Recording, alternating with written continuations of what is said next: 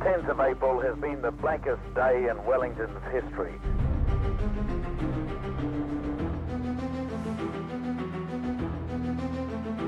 Maury and I just sat around and we prayed.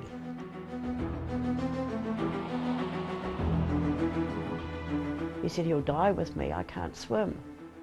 And I said, well, he'll die with me because I'm pregnant and can't swim.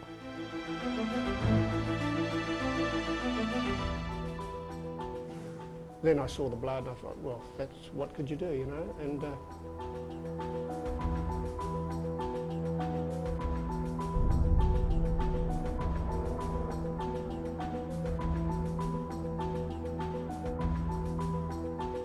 why did he take my brother and sister? Why not me?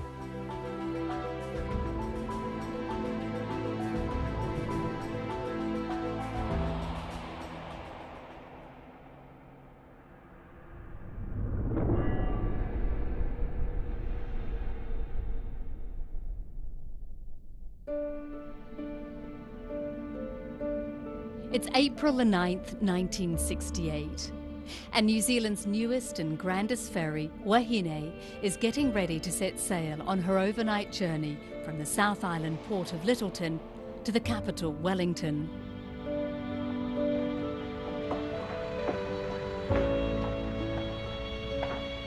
Built in Scotland, Wahine was launched and set sail out to New Zealand in 1966. She was promoted as one of the finest passenger liners in the world. But less than 2 years into service, she would set out on what would be her final journey. On board were 734 passengers and crew.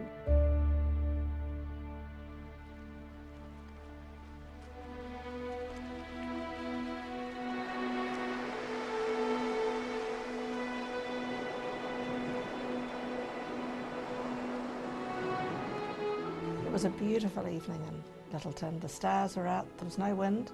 We remarked on how beautiful it was and that we were going to have a good crossing because I'm not a good sailor.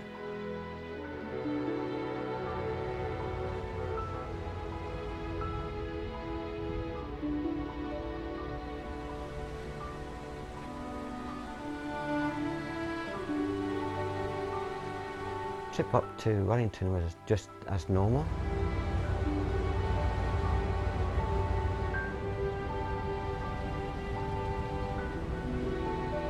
We'd often travel on the ferry, and it was just quite a normal night. We had this just normal anticipation.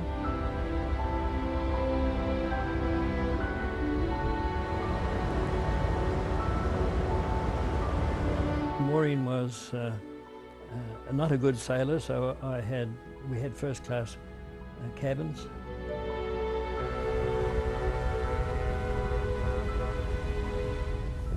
Getting on the boat and, yeah, looking forward to the trip.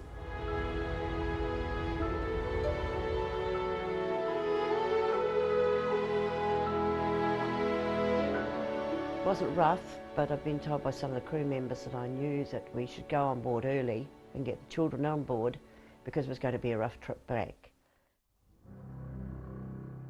But few could have guessed how rough. The Wahine was sailing into the most ferocious storm New Zealand had ever seen.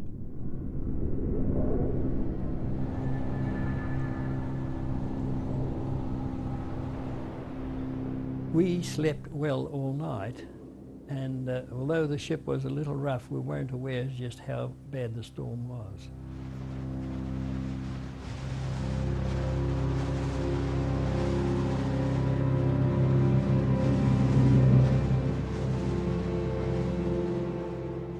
Lying in bed and trying to get dressed lying in bed because it was so rough I couldn't stand up. This original weather map shows the storm as it headed south. Wahine was unaware that the storm was gaining momentum and even changing direction as she continued her journey north. You have to remember that this is 1968. There were no computer models or anything like that available. So things were done more on a sort of extrapolation basis. So they had a picture of what the storm was like 24 hours ahead of, say, when it hit Wellington. and they predicted that it would carry on in a south-easterly direction. Mapping what was a cyclone, forecasters broadcast the following warning, heard by Wahine. Strong northerlies changing to southerly after midnight tonight. The southerlies gradually increasing to gale or storm from tomorrow morning.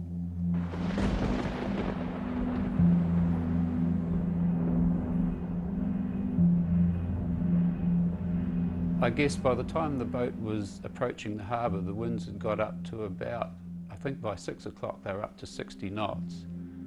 That doesn't happen every day. I mean, 10-minute average winds of 60 knots, not just gusts of 60 knots. So that's starting to get pretty serious.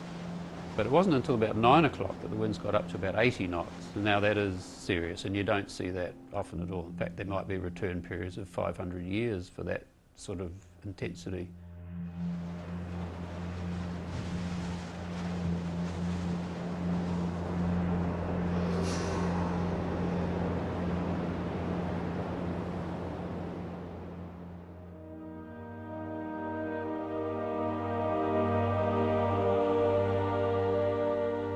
The ship was nearly 500 feet long. It was a very big ship, biggest roll-on roll-off ferry of its time, and well equipped to deal with those sorts of weather conditions around New Zealand. By the time we got to the Heads and Wellington Heads in the morning, of course, that's when the storm was really doing its best, and that's when the waves and everything was so high. The second steward asked me to go up to the mess room where the stewards have their breakfast, because the knives and forks and everything was starting to slide around off the tables.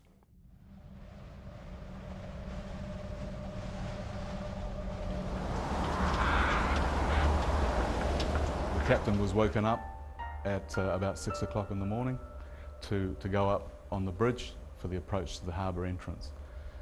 At that time, he would have been made aware by the officer of the watch what the weather conditions were doing, that he was notified also that a tug would be standing by to assist the ship, if required, to berth. So apart from that, it was business as usual. The waves of Cook Strait were growing and Wahine was now rolling heavily, her propellers often out of the water. But sailing through gale-force winds was not unusual for Wellington. The crew, though, did note the barometer was falling, indicating the storm was going to get worse, but it would often go up and down here, and they ignored it. It was time for Wahine to begin her entrance into the arms of Wellington Harbour. And it was at this critical time, too, that the storm arrived in Wellington.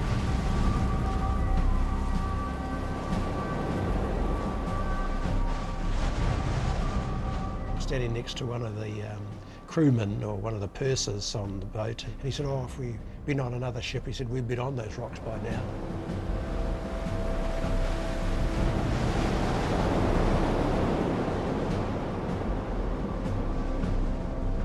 When things really started to go wrong, the ship was really committed.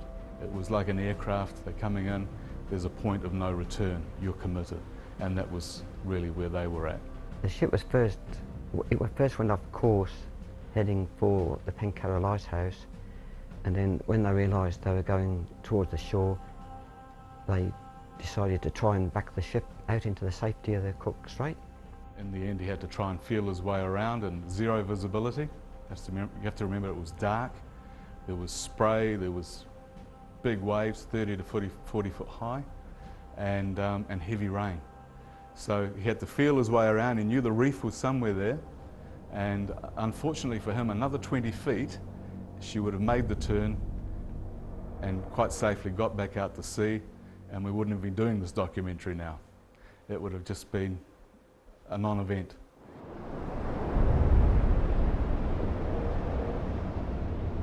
The stewardess put my cup of tea on the table. I had sat up expecting the cup of tea, and when she lurched hard to one side, and I was looking up, at a cup of tea coming towards me at great speed. And I just managed to move forward for it to fly behind my back and smash against the wall. So that was my first introduction of the impending disaster.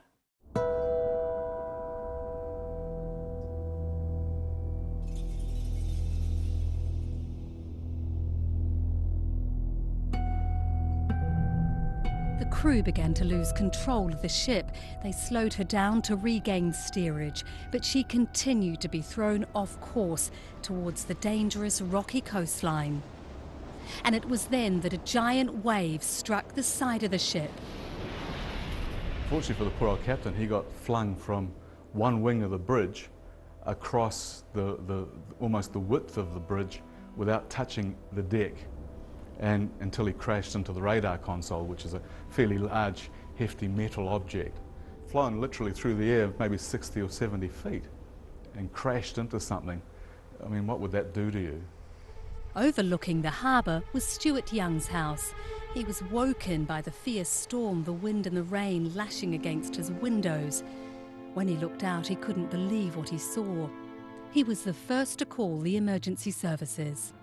6:30, we were watching out to the east through our front windows, and there the Wahine was. It suddenly appeared out of the mist right in front of our house on the western side of Barrett's Reef, where no ship should ever be, pointing directly at us, a blaze of lights. At that stage it was quite distressing, and I called the police on 111 and said the Wahine was in serious trouble.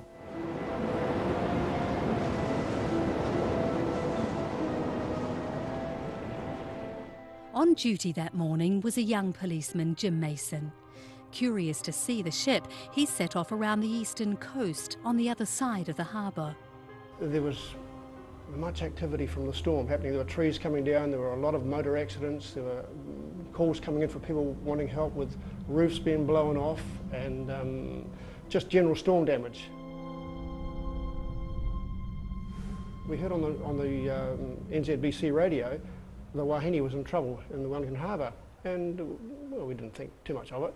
So being inquisitive, we hadn't been instructed at that stage to go around to Eastbourne, but we thought it was in our area to patrol, so we started to drive around Point Howard, and we couldn't get very far because the waves were crashing over the road. There was driftwood up on the road, and seaweed and all sorts of obstacles on the road, but we thought, well, we'll keep going. Just as we were approaching the end of the Eastbourne Road, I could see through the grey mist and cloud, I could see the big shadow of the Wahine.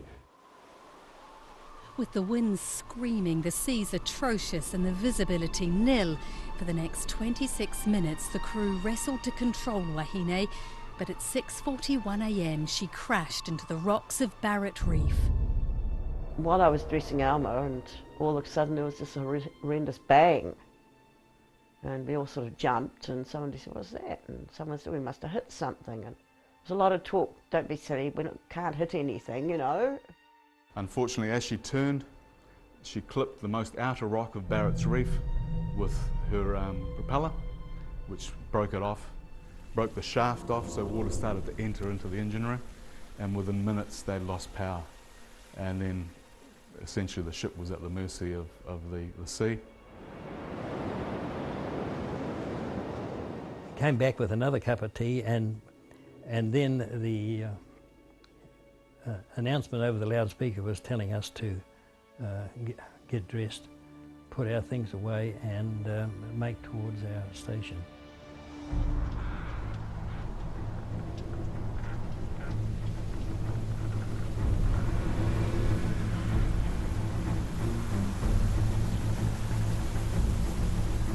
A knock at the door, and the steward came bursting in and said, "You have to get up on deck, we're sinking."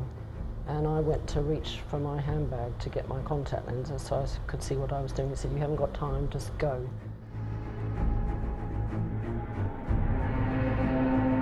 Some people were getting dressed completely as if they were going to a day at the races. They were determined to get everything on, and handbags, everything. Others were just streaming out, and then there were the children that were trying to get up the steps.